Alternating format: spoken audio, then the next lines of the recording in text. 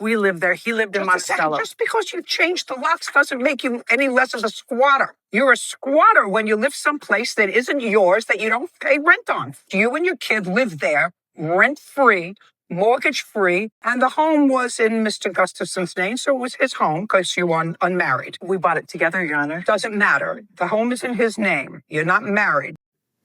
The term boyfriend is a scam, okay? It's what men came up with so that they can give you an illusion of security and exclusivity with nothing in return. You're not getting anything out of it. If you were to live with that man and go to court after a breakup, your relationship is not real, okay? You cannot give access to that man because he wants access to you. Don't live with a man outside of marriage. Why are you giving him that access? He's not working for it. This is why men get really lazy and don't want to marry you, because you gave him everything. You're playing house. You want to play house? You want to play Barbie and Ken? Go ahead and play Barbie and Ken. But don't be serious about your life. Don't ask, why is he not asking me to get married and all of that. It's not going to happen. It's not going to happen.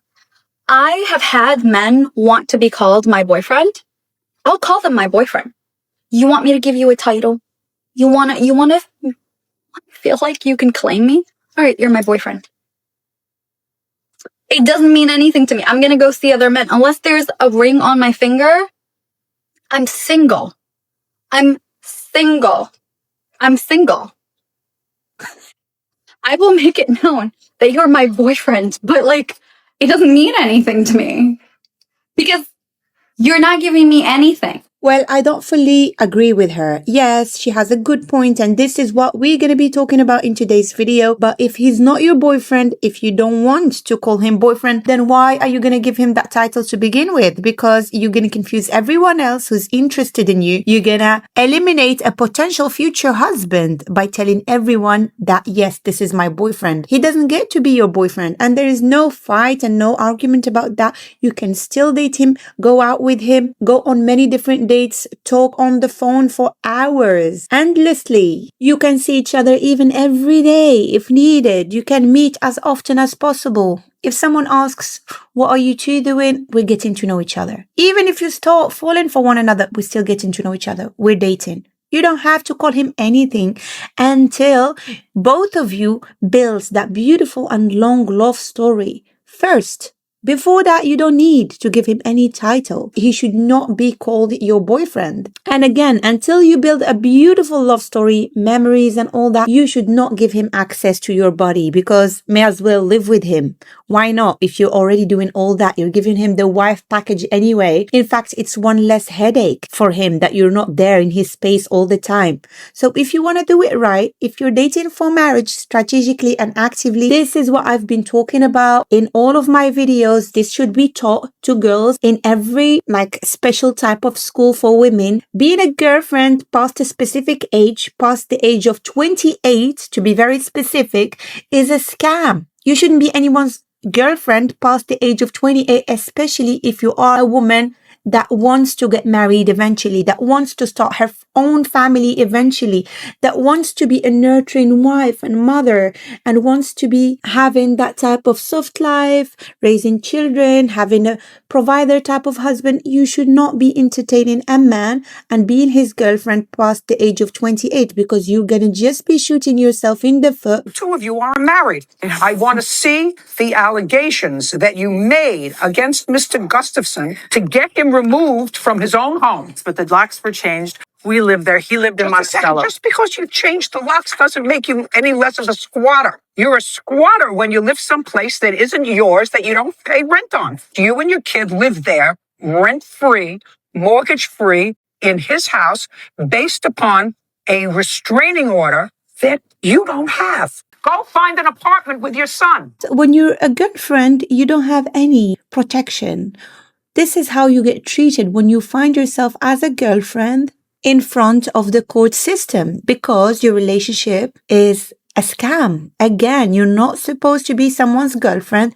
The term girlfriend and boyfriend are made for high school days anyway. I find it funny when a grown woman, especially a woman that is past a specific age, she's grown, she has her own career, she pays her own rent, calls someone a boyfriend. This is my boyfriend. Let me introduce my boyfriend to you. What is a boyfriend? This is how you will be treated by the legal system when you stand in court. If something goes wrong as a girlfriend, you're considered a squatter if you live with your boyfriend in the same property and if you don't pay rent, because let's say he's a provider type of man, which is what you're supposed to be looking for when you're looking for a husband, because you're a woman, you get pregnant, you need security, you need someone you can rely on, you need stability to some degree, and nobody will blame you for wanting someone who will protect you and shelter you under his wing as a husband. But a boyfriend cannot do that. So watch and learn. At some point, according to your complaint and Mr. Gustafson's answer, you decided to buy a home. According to you together, according to Mr. Gustafson, it was his home. The deed to the home is in his name alone. Is that correct? Correct. But at some point, the two of you weren't getting along. And at that point, it looks as if you filed for a protective order and had Mr. Gustafson excluded from the home. Correct. And that lasted almost a year. Correct. While it wound around the court system. Yeah. And we had been living in the home approximately 2 months. And the home was in Mr. Gustafson's name, so it was his home because you were unmarried. We bought it together, Your Honor. Doesn't matter. The home is in his name. You're not married. The home is in what state? Minnesota. Minnesota, I assume, has the same laws as most places where you either have community property or equitable distribution if you're married and nothing if you're not, right? Nothing. It's his home. It's in his name. So as you heard, a girlfriend has nothing, she gets nothing, and she has no protection in front of the court system. So if something goes wrong as a girlfriend, you have to accept to get kicked out. If you live with your boyfriend and he's doing everything for you financially because he's a provider type of man, and that's the type of relationship I encourage when it comes to marriage, then again, you will just have to accept that he will kick you out whenever he feels like it, and you will have no protection in the eyes of the legal system. Because let's take a break here and let's be honest. If you're going to pay for a man, then may as well pick any man. Go out in the street and select any man. Any man is happy to be paid for by a woman. He may not even like you. You may not be his type, not his ideal bride, not his ideal life partner, but he will accept. He will think, a nice woman to live with and benefit from, and shelter and free rent. Why not? So again, you will have no way of finding out whether he truly likes you, whether you're truly his type, whether he's truly invested, or if he's just there because it's convenient. You should allow a man to be a man and to be masculine and to take care of the financial department. And you cannot do that with a boyfriend. You should skip the girlfriend-boyfriend stage. You date people, you get to know them. Even if you fall in love with each other, you cannot stay without one another. Then, naturally, it's time to get married. That's how it should be for this reason.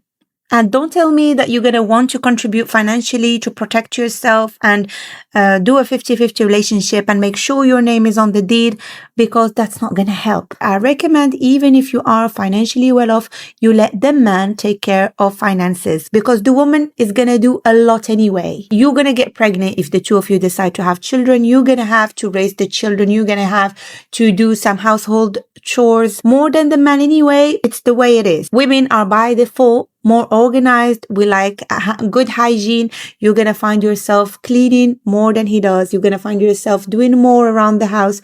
And with the kids, if you have any kids, you're going to find yourself cooking, making more meals, unless he's a world famous chef like Gordon Ramsay or something like that. So you're going to be doing more anyway. So may as well marry someone that's going to at least take care of the financial stuff. Then you can at least get peace of mind in case you don't want to work, or maybe you want. That's up to you. You're going to get pregnant. You're going to have other things to worry about. This talk is directed to women that are dating strategically and actively for marriage. And if you are a single woman that is doing just that, then I invite you to take my program that will help you select and find the most suitable match for you and your ideal husband, all within 6 months, ideally to 12 months. If you are interested in such a thing, then you will find the link for my community in the description box under this video. Once you join the community, you will find the program available in the classroom section. But for now, let's go back to today's video topic. What's a scam that's become so normalized that we don't even realize it's a scam anymore? Being someone's girlfriend. I've done some research on this recently, and the whole concept of boyfriend-girlfriend is relatively a new concept. Like within the past 100 years. It used to be multiple men court a woman, and then eventually one of them proposes, and she accepts, and then they get married. But then in like the past 100 years, we created like this weird purgatory phase, where you're not really committed for life, and there's been no promise made, but you're not dating anybody else. And I totally get why men want to be in relationships, but I have absolutely no idea how it benefits women. Because in our reproductive years,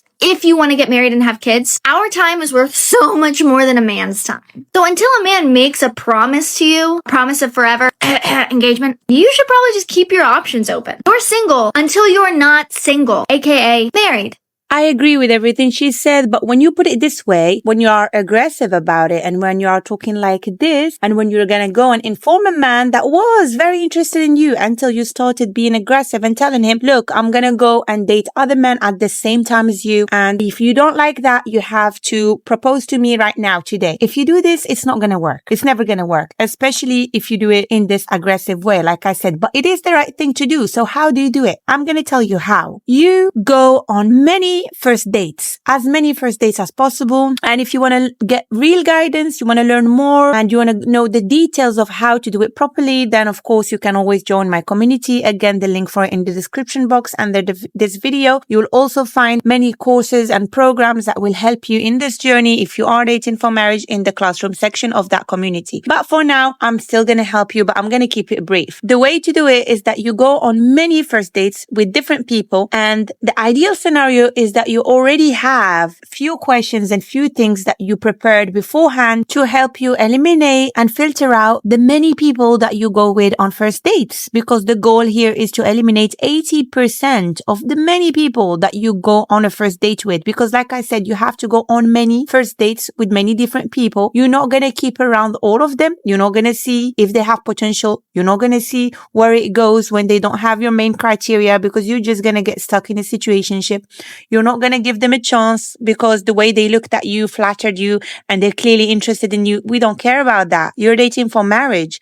The clock is ticking. You know that if you presented or introduced that person to your parents, they're not going to approve of that person. So there is no way you're going to waste more time and give them a second date. So the point here is that you're going to eliminate 80% of people you go on first dates with. 80%, if not more, you're going to eliminate 80% of people that you meet on a first date and not see them ever again. When you find someone that has your initial criteria, your must-haves, and there's good chemistry, you know that they could actually be the one, they could be your future spouse, then only you allow yourself to meet them for a second date. Everything goes well, okay, let's meet for a third date. It goes great, a fourth date. You don't plan the dates 4 weeks apart from one another. You see them every other day, if not every day, because you're on a mission.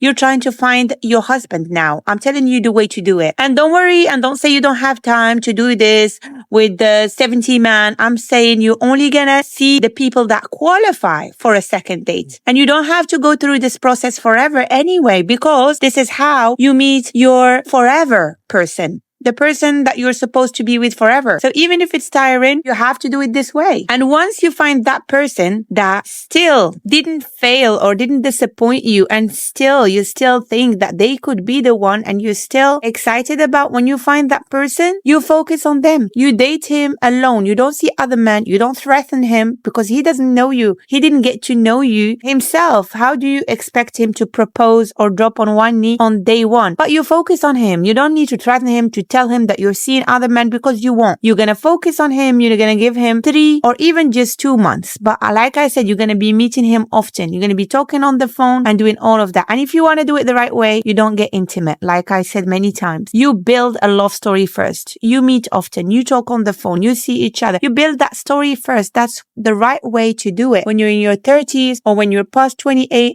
when you want a husband, you don't want to be someone's girlfriend. You don't want to turn into a forever girlfriend. You don't want to be sitting and waiting forever for a shut-up ring. This is how you do it. Moving in with a guy when you aren't engaged is the biggest scam, worst decision ever. Especially if you're a very traditional gender role, feminine girl. Okay, 2 things. Wife duties on a girlfriend's salary is what you end up doing. You end up acting like a wife, but you haven't had that commitment yet. Why does this matter? guys pick the path of least resistance. They don't have to take the next step. Why would they do it? That's extra work. They get away with so much by society normalizing moving in before there is commitment. They have it so easy. All they have to do is be like, oh, let's just try moving in together. The girl thinks, cool, this is what comes before marriage. If things go well here, we'll be married soon. The guy sees it as, okay, cool, I can prolong marriage because we're living together anyway. It's kind of the same thing. They won't take that next step. Before you know it, you end up being a forever girlfriend. If I'm dating someone and we're at the point where we're spending more than 2 or 3 nights at each other's house a week, ring on the finger, or I'm not moving in with you. So again, you don't move in with anyone. You're nobody's girlfriend. If asked, what are we doing, or what are we, or someone else asks you, what is he to you? We're dating. We're getting to know each other for marriage. That's it. That's possible. And it's allowed. Nobody will stop you from doing that.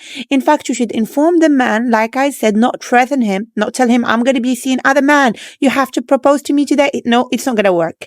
You're going to tell him, I am dating for marriage. You say that on day 1. Then you're going to be fun. You're going to be gentle. You're going to be kind. You're going to be available. You're going to meet often. Perhaps every single day, because you're looking for a husband. You're looking for someone that you're going to live with under the same roof. You're going to see them when they're happy, when they're sad, when they're mad. You're going to want to see every aspect of their personality. So you're not going to meet them every 3 weeks, every 7 weeks when the two of you are available. No, you're going to make it happen. If he's interested, he's going to make himself available. He's going to meet you.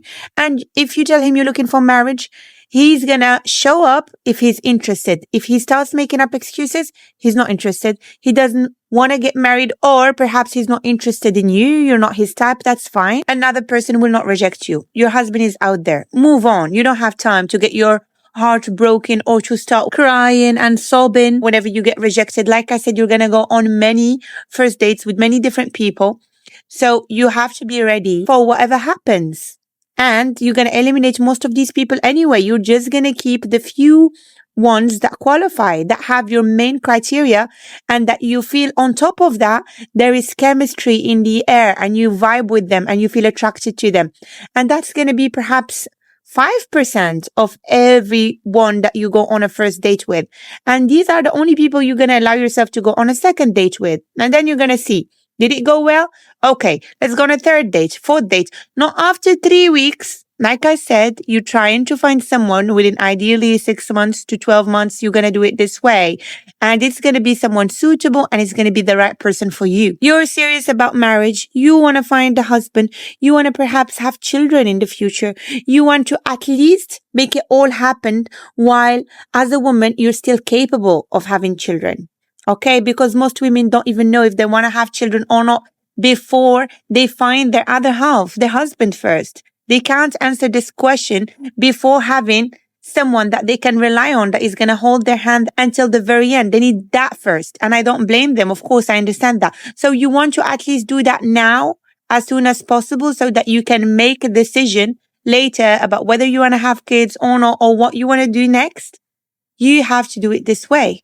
Things I no longer tolerate dating in my 30s. Hear me out, but I'll never again have a boyfriend. The concept of boyfriend-girlfriend relationships is fairly new and, in my opinion, a total scam for women. It gives you a fake sense of exclusivity and commitment, but really that man takes all the benefits of having you as a wife. You get attached to him as if he were your husband, but he can leave you at any time with no repercussions, even if you get pregnant with his child. If you make it clear that I will only cook for my husband, I will only spend the night with my husband, I would never move in with a man who wasn't my husband, you'll never again be caught in a dead-end relationship with a man that knew he wasn't going to propose to you on day 1. Dating means going on dates, not playing house with a man who isn't committed to you. Always remember that until you're married, you're single, and act accordingly. I'm happy for her. This woman figured it out. But again, she did in her 30s.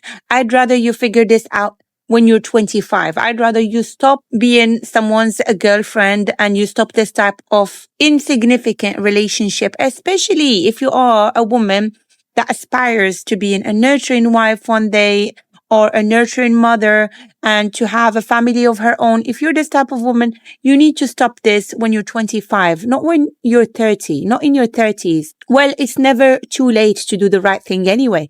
But ideally, you have to have this mindset early on because you will have more options and you will have a better chance at securing a better future the earlier and the sooner you adopt this type of mindset and you wake up and you don't let people benefit off of you, of your youth, your beauty, your prime for free. A boyfriend is someone that is not your fiancé, not your husband.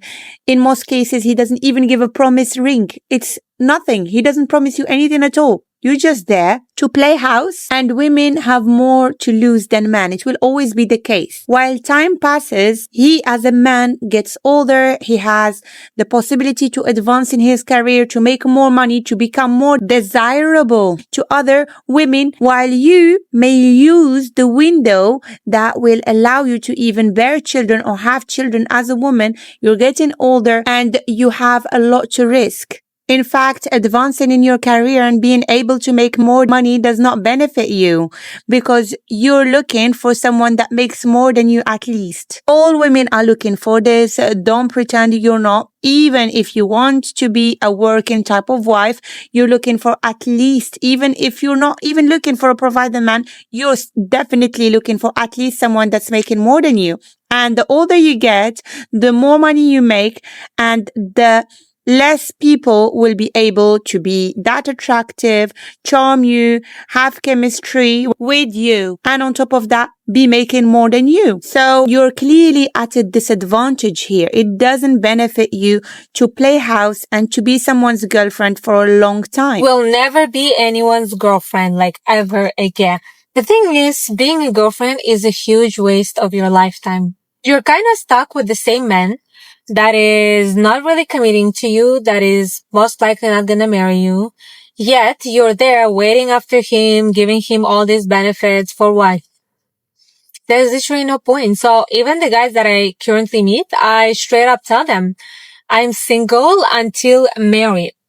And that means that despite the fact that I might see the guy, I might go on dates with other people. We're not here sleeping around. We are here sleeping with absolutely nobody. But I'm allowed to go on dates with other people.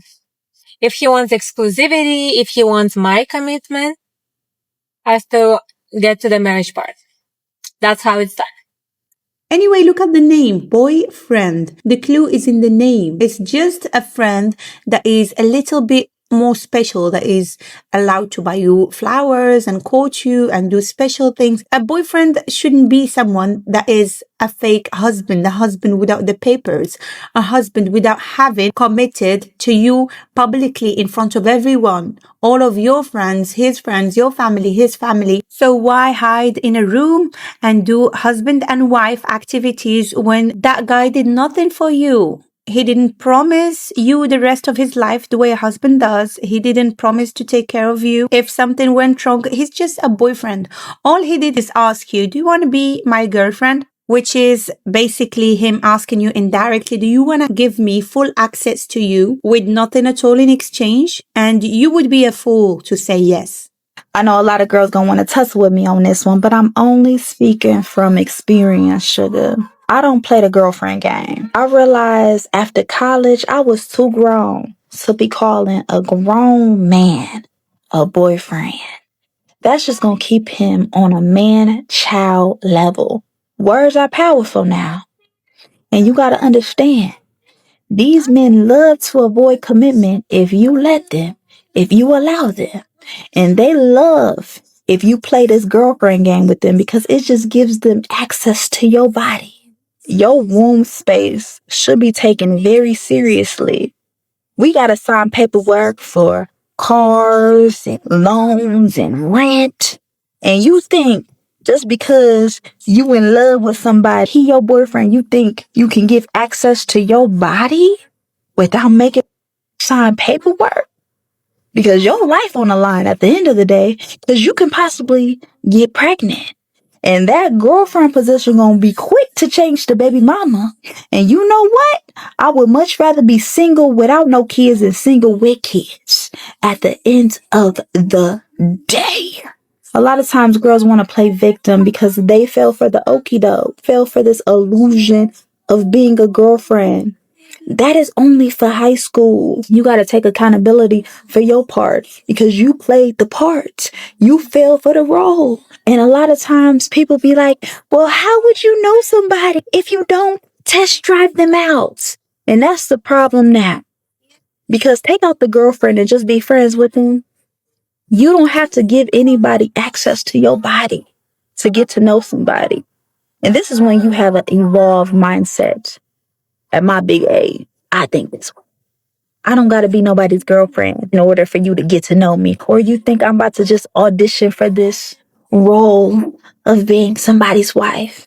Baby, I'm already a wife to my damn self, so play with somebody else. Again, there is a way of doing this thing right. With the right cards in hand, you can get the man of your choice. You can set your own criteria beforehand, reasonable criteria, and you will get what you're looking for. You will get marriage if you do everything right. You will get the man of your dreams and you will get commitment out of him. But you have to play it right from day one. You can't turn into a girlfriend and then wonder why your man is getting too comfortable or start questioning what you should do to give him a hint because now you're ready and this and that. It's not gonna work. Ladies, your presence alone brings a man so much. More than you can ever imagine. More than you can ever imagine. Yeah, because you as a woman, just you as a woman, you have innate value. You are born with innate value. Okay, you have value just because you're a woman. Just because you have feminine energy, yeah.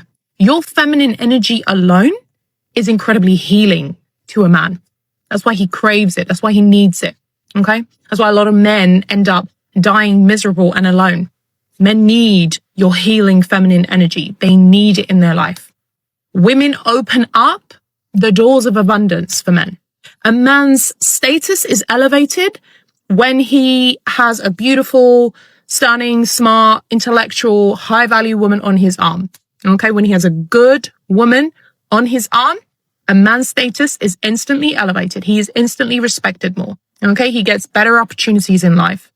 So please stop letting these men siphon your energy. Stop giving access to these men unless they've earned you. Stop giving access to men who want to get by doing the bare minimum for you. Things like a man putting a roof over your head, ladies, and paying the bills is the bare minimum. It is the bare minimum. That shouldn't impress you. That should not impress you. Stop letting these men think that they can come into your life and just give you the bare minimum and that you would be okay with it. Because you're not okay with it. No, you're not okay with it because you know that you're deserving of more. So in the context of this video, I'm going to go ahead and say that the bare minimum in this scenario is to be someone's girlfriend because you're nothing. That's not good enough. You should stop being a girlfriend. You're either dating for marriage or you're a wife. No in between, nothing else. That's if you are interested in marriage, of course, in having children of your own, in finding a husband. That's the way to do it. And of course, we're going to talk about all of that in future videos. So don't forget to subscribe and how you should be looking for a provider type of husband, ideally. But of course, all of that while you also play a role, while you also do a part. Like she said, feminine energy is important. So you're not going to be arrogant, demanding, pull a long face and ask aggressively that the man does specific thing because he could just refuse. Your power is in your femininity and you should never give it up.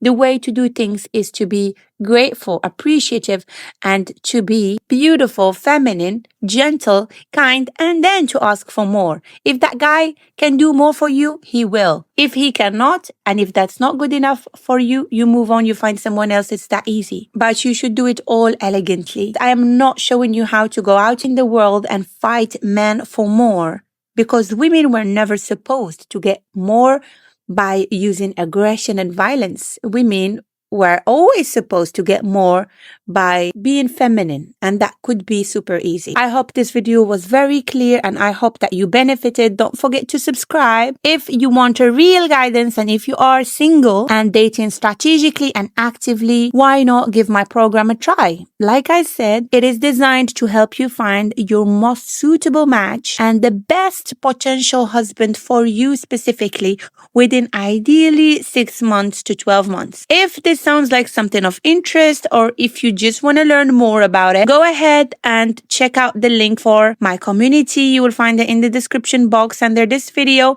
Again, the program is in the classroom section of my community, and I will see you there.